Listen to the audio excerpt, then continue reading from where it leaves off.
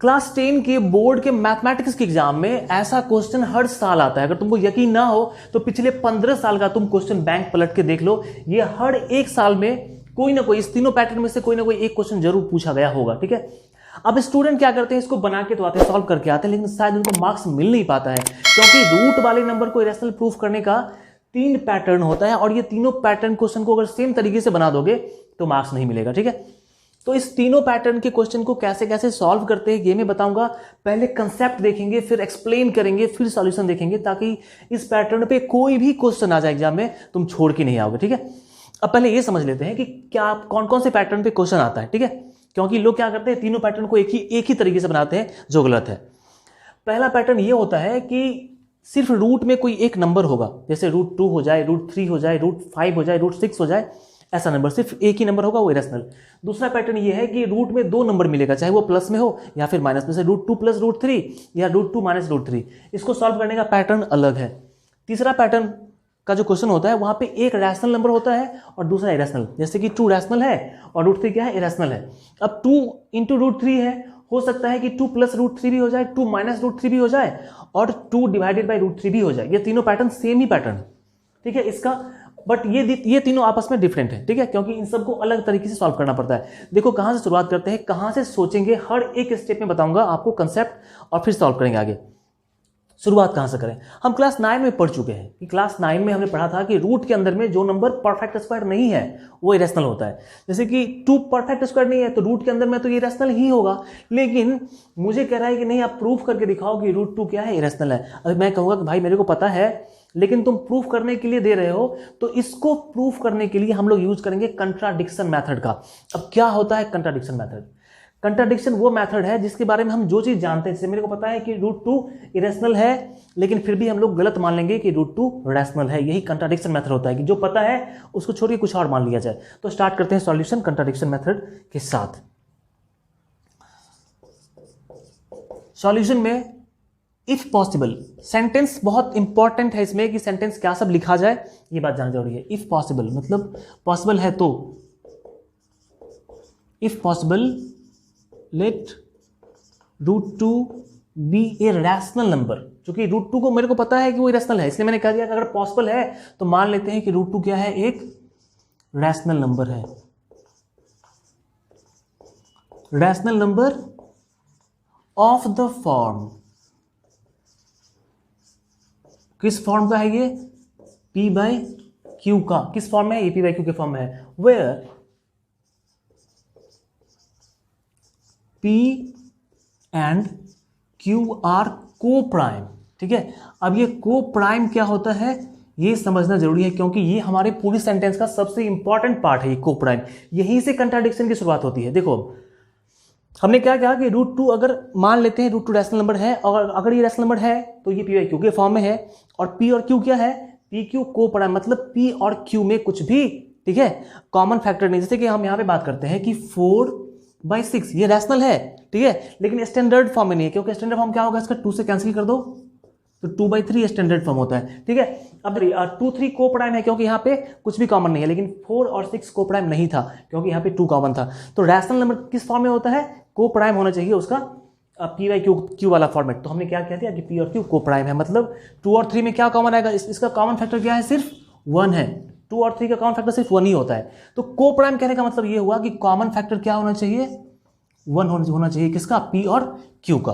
अब अगर हमने √2 को P/Q के फॉर्म में मान ही लिया है तो मैं क्या लिख सकता हूं, √2 को P/Q, लेकिन ये रूट में ना 2 मेरे को अच्छा नहीं लग रहा है। ठीक है, लगता है कि घूंघट में बैठा हुआ है। तो क्या करते हैं, रूट को हटाने के लिए स्क्वायर करना पड़ेगा। क्यों, क्योंकि रूट में हम कोई कैलकुलेशन नहीं कर सकते, इसीलिए। तो क्या करते हैं अभी, स्क्वायरिंग बोथ साइड्स कर, दोनों साइड स्क्वायर कर देते हैं, स्क्वायरिंग बोथ साइड्स। क्यों स्क्वायर करें, मैंने बता दिया कि रूट मेरे को हटाना है यहां से। तो स्क्वायर करेंगे तो √2 का स्क्वायर हो जाएगा और यहां पे हो जाएगा P²/Q²। एंड फाइनली मेरे को पता है कि √2 का स्क्वायर कितना होगा, 2 होगा P² / Q²। यहां पे मैं क्या करता हूं, क्रॉस मल्टीप्लाई कर देता हूं। क्यों? अभी मैं समझा रहा हूं। मैंने यहां क्या कहा, ये सेंटेंस काफी इंपॉर्टेंट है। मैंने माना कि पी क्यू में कॉमन फैक्टर सिर्फ एक है, लेकिन मैं चाहता हूं कि पी और क्यू में एक के अलावा कुछ और भी कॉमन फैक्टर आ जाए, तो इसलिए जरूरी है कि मैं इसको पी और क्यू को अलग अलग कर लूं। तो जैसे ही क्रॉस मल्टीप्लाई करेंगे तो हो जाएगा हमारे पास में p square equal to 2q square. अब यहां पे दिमाग की गति को, ठीक है, रोको और समझो मैं क्या समझा रहा हूं। मैं क्या कह रहा हूं कि पी स्क्वायर में 2 और q, पी स्क्वायर को हमने लिखा 2 इंटू क्यू स्क्वायर, ठीक है, मतलब पी स्क्वायर में एक फैक्टर 2 भी है। सपोज करो, मैं समझा रहा हूं तुमको, अगर मैंने 6 स्क्वायर लिखा, 6 स्क्वायर मतलब क्या होता है, 36 होता है। तो इसका फैक्टर करेंगे तो 2 गुना 2 4 गुना 3 12 गुना 3 36। तो और फिर मैं 6 का फैक्टर लिखा, तो 6 का फैक्टर 2 गुना 3। अब जरा सा गौर से देखो, मेरी बात को समझो कि अगर 6 स्क्वायर का फैक्टर 2 है तो 6 का फैक्टर भी 2 है। बिल्कुल सही बात है। अगर 6 स्क्वायर का फैक्टर 3 है तो 6 का फैक्टर भी 3 है। इसी तरीके से मैं कह सकता हूं कि पी स्क्वायर का फैक्टर अगर 2 है, ठीक है, सेंटेंस लिखते हैं यहां पे, मैं समझ पा रहे हो ना, जैसे 2 6 का फैक्टर है क्योंकि 6 को मैं लिखा 2 इंटू 3, इस तरह से पी स्क्वायर को मैं लिखा 2 इंटू क्यू स्क्वायर, मतलब 2 पी स्क्वायर का फैक्टर है। मैं लिख सकता हूं here 2 is A factor of Q square. 2 जो है वो पी क्यू स्क्वायर का फैक्टर है। तो अगर 2 क्यू स्क्वायर का फैक्टर है तो 2 क्यू का भी फैक्टर होगा। क्यू मतलब मैंने यहां पे 6 लिया है, तो बिल्कुल। सो 2 is A factor of Q. यहां पे एक बात तो आ गई, मैंने कहा था कि पी क्यू में कॉमन फैक्टर क्या है, सिर्फ 1 है, लेकिन यहां पे क्यू का फैक्टर 2 आ गया। अब मैं चाहता हूं कि पी का फैक्टर भी 2 आ जाए, ठीक है। Sorry, I am sorry, 2 is A factor of P square होगा, क्यू स्क्वायर नहीं होगा। यहां पे पी का फैक्टर 2 है ना, मैंने गलती लिख दिया था यार, चलो कोई बात नहीं। बड़े बड़े क्वेश्चन में छोटी मोटी गलतियां होती रहती हैं, ठीक है, लेकिन मुझे याद आ गया, चलो कोई बात नहीं। तो 2 is A factor of P, alright. अब 2 पी का फैक्टर है, नाउ 2 पी का फैक्टर है तो p बराबर 2 तो नहीं होगा। जैसे 2 6 का फैक्टर है तो 6 में 2 के अलावा 3 भी है, तो 2 अगर p का फैक्टर है तो p में 2 के अलावा कुछ और भी होगा। मैं मान लेता हूं m, साइड में लिख देंगे से, मतलब हमने कह दिया कि क्या है, 2 p का फैक्टर था तो 2 के अलावा वहां पे m भी है। ऑलराइट, अब यहां पे देखो क्या करने जा रहे हैं, ठीक है, आगे का प्रोसीडिंग क्या होना चाहिए समझते हैं। अब मेरे को सिर्फ यही प्रूफ करना है कि 2 तो p का फैक्टर हो गया, अब 2 q का फैक्टर भी हो जाए। तो 2 q का फैक्टर कब होगा, जब यहाँ पे q वाला टर्म आ जाए। अब मैं ढूंढ रहा हूं कि q कहां पे है, मेरे को मिल गया q यहाँ पे, यहाँ मेरे को q मिल गया। तो मैं कहा कि भाई यहाँ पे q लाने के लिए क्या करना पड़ेगा, p स्क्वायर चाहिए, तभी तो p स्क्वायर के बदले हम क्या लिखेंगे, 2q स्क्वायर। तो यहाँ p स्क्वायर कैसे आएगा, इसको स्क्वायर कर देते हैं, तो स्क्वायरिंग बोथ साइड्स,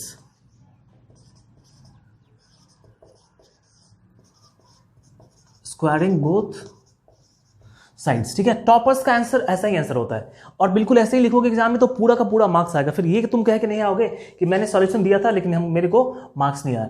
स्क्वायर करते हैं, स्क्वायर करेंगे क्या हो जाएगा, ये पी स्क्वायर हो जाएगा, 2 का स्क्वायर 4 हो जाएगा, और m का स्क्वायर m स्क्वायर हो जाएगा। मैं इसको 1 मान लेता हूं, इक्वेशन 1, और यहां से पी स्क्वायर के बदले में क्या लिखता हूं, 2q square, 2q square equal to 4m square. अब किसी ने पूछा कि भाई ये तुमने क्या कर दिया, मैं कहूंगा फ्रॉम इक्वेशन 1, ये मैंने जो कुछ भी किया वो इक्वेशन 1 के दम पे किया है। ऑलराइट, अब ये 2 से कट जाएगा 2 बार में, कहने का मतलब ये हो गया कि q square equal to 2m square. फिर से वही सीन बिल्डअप हो रहा है, यहां पे p square equal to 2q square था तो 2p का फैक्टर हो गया, यहां पे q square equal to 2m square, तो यहां भी q का फैक्टर, सॉरी q स्क्वायर का फैक्टर 2 है तो q का फैक्टर भी 2 होगा। फिर मैं यहां पे सेंटेंस यही लिखूंगा, हियर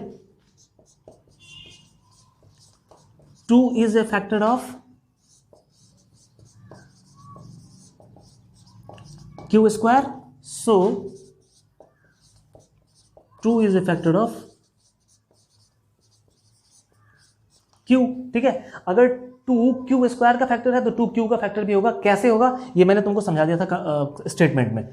ऑलराइट, अब यहां पे तो बात हो गई गड़बड़, क्या बात गड़बड़ हो गई कि हमने माना था कि P और Q को प्राइम है, मतलब कॉमन फैक्टर 1 है, लेकिन P का फैक्टर भी 2 आ गया और Q का फैक्टर भी 2 आ गया, मतलब P और Q में कॉमन फैक्टर 2 है। मैं यहां पर लिख देता हूं, here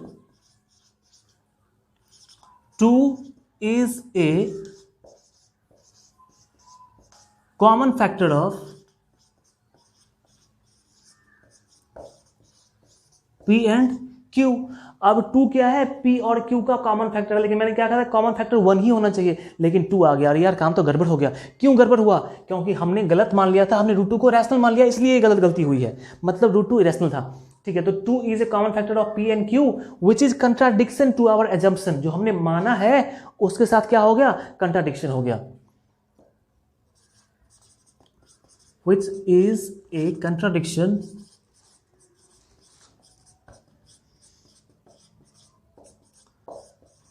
to our assumption. So √2 is an irrational number. इसलिए हमने जो माना वो गलत था, इसलिए क्या माना था हमने, √2 रैशनल है, ये गलत है, मतलब √2 रैशनल है तो क्या होगा, इरेशनल ही होगा। सो √2 इज रैशनल नंबर। तुमने देखा कैसा पैटर्न था, ऐसे ही सॉल्व करोगे तभी पूरा का पूरा मार्क्स आएगा। ठीक है, टीचर को एक नंबर आधा नंबर काटने में भी ना उसकी कलम कांपने लगेगी। और सारे क्वेश्चन में अगर ऐसे ही हम लोग सॉल्यूशन देके आए तो 100 में 100 मार्क्स तो तय है मैथमेटिक्स में। ठीक है, तो जितने भी बोर्ड मॉडल क्वेश्चन है, चाहिए अभी तो हमने चैप्टर फर्स्ट की शुरुआत की है, आगे जितने भी 10 से 15 चैप्टर हैं तुम्हारे, हर एक बोर्ड में पूछा हुआ क्वेश्चन में अच्छे से सॉल्व करके समझाऊंगा विद कंसेप्ट। ठीक है, अगर कंसेप्ट नहीं पढ़े हो तो कंसेप्ट भी समझ में आ जाएगा और सॉल्यूशन तो हमेशा याद रहेगा। बोर्ड में ऐसे लिखेंगे तो 100 में 100 तय है आएगा। और ये जो सेकंड नंबर का क्वेश्चन है ये देखते हैं। ठीक है, पहले मैं इसको साफ कर देता हूं। अब देखते हैं क्वेश्चन नंबर 2 है, √2 प्लस √3 को प्रूफ करना है कि वो इरेशनल है। ठीक है, अभी जो हमने पहले देखा था क्वेश्चन √2 वाला, तो √2 में अगर √3 पूछ दे तो क्या करेंगे, जहां पे √2 था वहां पे हम √3 कर देंगे। अगर √5 पूछ दे कि √5 इरेशनल है तो हम 2 के बदले 5 लेंगे। पूरा का पूरा सॉल्यूशन, पूरा का पूरा पैटर्न वही रहेगा, सिर्फ 2 के बदले 5 लिखना है। ऑलराइट, यहां पे इस क्वेश्चन की बात करते हैं कि √2 प्लस √3 इरेशनल पूछ रहा है, माइनस भी हो सकता है, कोई बात नहीं, मेरे को पता है कि ये इरेशनल ही है, लेकिन मैं कंट्राडिक्शन का यूज करने के लिए मान लेता हूं कि ये क्या है, रैशनल है।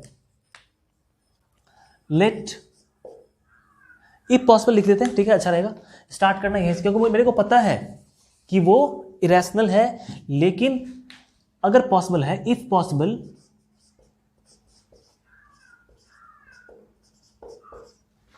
लेट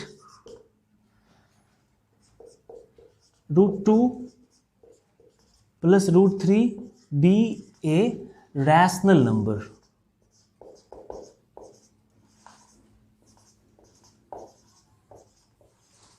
ठीक है, अगर पॉसिबल है तो मान लेते हैं कि ये कैसा नंबर है, रैशनल नंबर है। ऑलराइट, तो अगर ये रैशनल नंबर है तो मैं इसको मतलब √2 प्लस √3 को P/Q के फॉर्म में लिख सकता हूं। PQ क्या है, मैंने मान लिया कि ये P/Q के फॉर्म में, हमने से लिख दिया, से मतलब मान लिया कि ये P/Q के फॉर्म पे है। यहां पे हम लोग कॉमन फैक्टर की बात नहीं करने वाले हैं क्योंकि ये पैटर्न ही अलग है। ऑलराइट, अब फिर मैंने कहा था कि रूट में रहना अच्छा नहीं लग रहा है। ठीक है, लग रहा है कि दो लड़कियां घूंघट में बैठी हुई है, क्या करना है, स्क्वायर कर देते हैं, इनका घूंघट हट जाएगा। तो स्क्वायर कर देते हैं, squaring both sides, squaring both sides. Square करेंगे तो क्या हो जाएगा, देखो ये अब मैं लिख ही देता हूं, शॉर्ट करने की जरूरत नहीं है। इसका स्क्वायर कर लिया और यहां पे हो जाएगा P²/Q²। इसका स्क्वायर करो क्या हो जाएगा, A² प्लस B²। तो √2 का स्क्वायर 2, √3 का स्क्वायर 3 प्लस 2AB, तो √2 इंटू √3 कितना, √6 होता है। ये P²/Q²। ठीक है, देखो ये वाला क्वेश्चन ना पूछता है 4 नंबर में, ये वाला क्वेश्चन भी पूछता है लगभग 4 नंबर में या 3 नंबर में, और ऐसे क्वेश्चन 2 नंबर में ही पूछते हैं। मैं उसको क्वेश्चन नहीं बताऊंगा आपको। हाँ जी, तो यहाँ पे 2 + 3 कितना हो जाएगा, ये 5 हो जाएगा। 2 √6 इक्वल टू P²/Q²। आगे क्या करते हैं, अब देखो यहां पे मेरे को ना दिमाग में एक बात आ रही है। क्या बात आ रही है कि मैंने √2 प्लस √3 को इरेशनल माना है, मैंने √6 को इरेशनल नहीं माना। मतलब अगर √6 इरेशनल नहीं है तो √6 P/Q के फॉर्म में नहीं आना चाहिए। और मैं वही दिखा दे रहा हूं कि देखो भाई √3 तो p/q के फॉर्म, सॉरी √6 तो p/q के फॉर्म में आ गया। कैसे? तो सिर्फ √6 को रखो, बाकी सबको तुम उस साइड भेज दो। यही ट्रिक है, यही कंसेप्ट है। तो हमने 2√6 को रखा पहले और 5 को हमने भेज दिया उधर। 5 चला गया p² के पास में माइनस लेके, और 2√6 हमने एलसीएम ले लिया q², और यहां पे हमने नीचे में 1 कर दिया।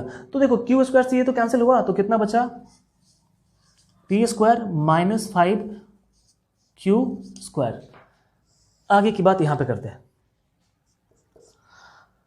अब क्या कह रहे हैं कि इस √6 को ना मैं चाह रहा हूं कि अकेले रखूं, ठीक है? तो इस 2 को हटाना पड़ेगा। तो हमारे पास में अभी क्या है? 2√6 = p² - 5q²/q², and finally √6 = p² -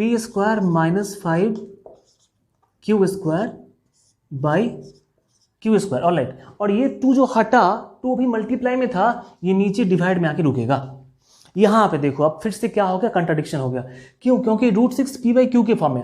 अब बच्चे कहेंगे सर ये p/q का फॉर्म क्या? फ्रैक्शन है ना, ये फ्रैक्शन है ना, ये रैशनल है ना, रैशनल। तुम pq कुछ भी लोगे, ये रैशनल नंबर ही आएगा। लेकिन √6 क्या है? इरेशनल है। तो मैं लिख दूंगा here, we know that √6 is an irrational number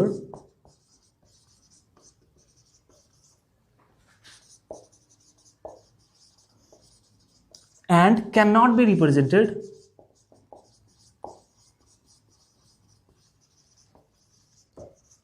in the form of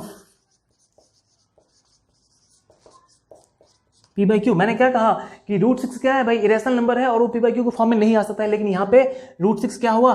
p/q के फॉर्म में आ गया, ठीक है? So it's a contradiction.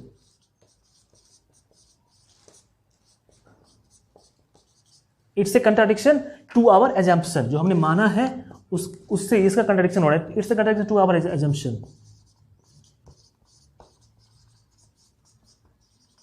और कंट्राडिक्शन हो गया तो जो हमने माना था वो गलत था। मतलब क्या माना था हमने कि √2 + √3 क्या है? रैशनल है, ये गलत है। तो √2 + √3 इज इरेशनल। सॉरी, इरेशनल लिखा हुआ, इरेशनल।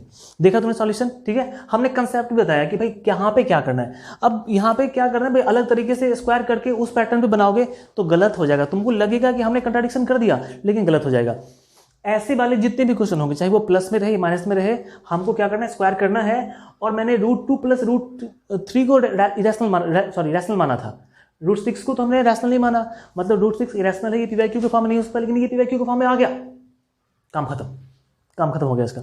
एंड लास्ट पैटर्न देखते हैं, ठीक है? इसको देखने के बाद ऐसा जो भी क्वेश्चन होगा तुम्हारे बुक में, चाहे वो एनसीईआरटी की बुक हो या फिर आर एस अग्रवाल की बुक हो, तुम उसको बना पाओ। तो भाई देखो, आप क्वेश्चन नंबर 3 देख रहे हैं, ठीक है? ये सबसे आसान क्वेश्चन है, सबसे आसान है इसलिए क्योंकि ये बहुत जल्दी बन जाएगा और ये सिर्फ 2 नंबर में ही पूछता है। तो ऐसे क्वेश्चन सिर्फ ये देखो, इसमें अब बहुत सारे पैटर्न होते हैं इसमें। जैसे कि यहाँ पे 2√3 लिखा हुआ है, हो सकता है कि 2/√3 भी लिखा हुआ रहे, हो सकता है कि 2 + √3 भी हो सकता है 2 - √3 भी हो, ठीक है? ये सारे पैटर्न पॉसिबल है। तो मैं ये बता रहा हूं, तुम ये समझ जाओ, फिर ये सब का हिंट दूंगा और तुम समझ जाओगे। ऐसा कोई भी क्वेश्चन होगा तुम बना लोगे, ठीक है? क्योंकि बहुत सब में पैटर्न लगभग वही रहेगा। सॉल्यूशन की बात करते हैं तो फिर से मुझे पता है कि ये तो इरेशनल ही है, क्योंकि रूट में कोई भी नंबर हो तो वो इरेशनल ही होगा। लेकिन मेरे को क्या करना है भाई? सॉल्व करना है, कंट्राडिक्शन का यूज करना है, क्योंकि मेरे को पता है इरेशनल है, फिर भी प्रूफ करना है। तो मान लेते हैं let 2√3 be a rational number, ठीक है? मैं कुछ छोड़ रहा हूं, बताओ क्या छोड़ रहा हूं मैं?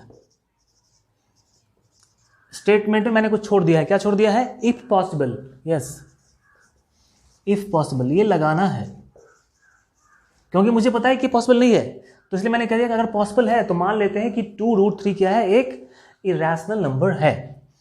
तो इसीलिए अगर इरेशनल नंबर है तो ये p/q के फॉर्म में होना चाहिए। तो मैंने p/q लिख के सामने लिख दिया से।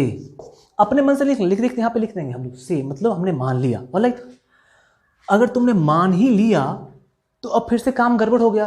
क्या गड़बड़ हो गया? तुमने क्या माना है? तुमने 2√3 को रैशनल माना है। तुमने √3 को रैशनल तो नहीं माना है, लेकिन यहाँ पे √3 तो p/q के फॉर्म में आ जाएगा और √3 तो इरेशनल है, वो p/q के फॉर्म में नहीं आ सकता है। मतलब हो गया कंट्राडिक्शन, मतलब फिर से हमने गलत माना था। तो इसका तो देखो यहाँ पे क्या करना है, √3 को रखना है, ठीक है, क्योंकि मेरे को दिखाना है कि √3 p/q के फॉर्म में नहीं आ सकता है, लेकिन ये आ गया। तो √3 को हमने रखा और 2 को वहाँ से हटा देते हैं। अगर प्लस में हो, जैसे यहाँ पे प्लस में था, तो 2 को हम माइनस में भेज देंगे, इस तरफ माइनस में। अगर माइनस में है तो उसको प्लस में भेज देंगे। डिवाइड में है, मल्टीप्लाई में, अभी मल्टीप्लाई में है, इसको डिवाइड में भेज दें। तो p और ये 2 कहाँ आ जाएगा? नीचे आ जाएगा q के पास में, और यही सॉल्यूशन खत्म हो गया। क्या हो गया सॉल्यूशन खत्म? देखो √2 किस फॉर्मेट में आ गया? ये फ्रैक्शन में आ गया, p/q के फॉर्मेट में आ गया। हम लोग लिख देंगे कि root hair,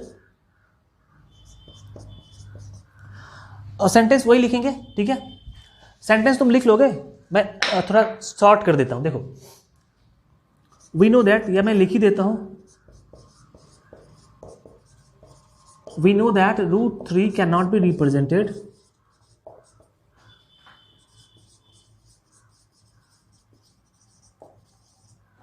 in the form of p/q। हम जानते हैं कि √3 p/q के फॉर्म में रिप्रेजेंट नहीं हो सकता है। सो